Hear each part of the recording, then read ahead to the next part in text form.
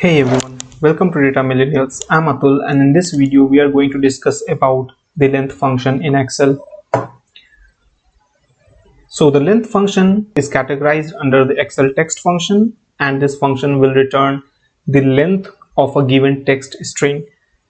In our day-to-day analysis, the length function can be very useful if you wish to get the length of a given text string as a number of characters, as well as the length will also count the character in numbers, but the number formatting is not included with this function.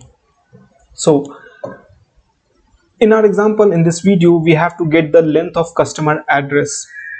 So you know that everywhere in website or in the forum, wherever you are putting the text, you have a limited number of character count, right?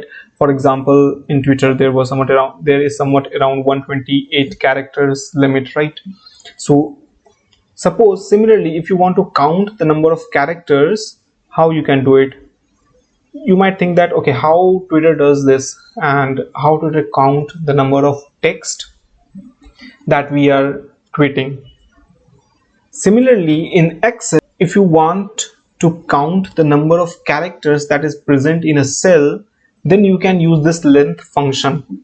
So to do that, in this example, we have to get the length of the customer, and to do that, what we can do is that we can simply put equal to then our length function, which is len, right? And the only argument that length is asking is the text. So we'll put C6 and then we'll close the bracket. So the result set for row number 6 is given 36. This means that in cell C6 there is 36 characters, right?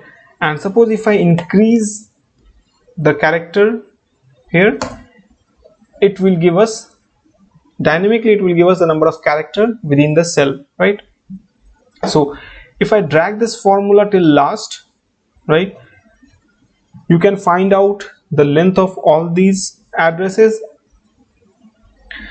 So this is how basically you use length function in Excel.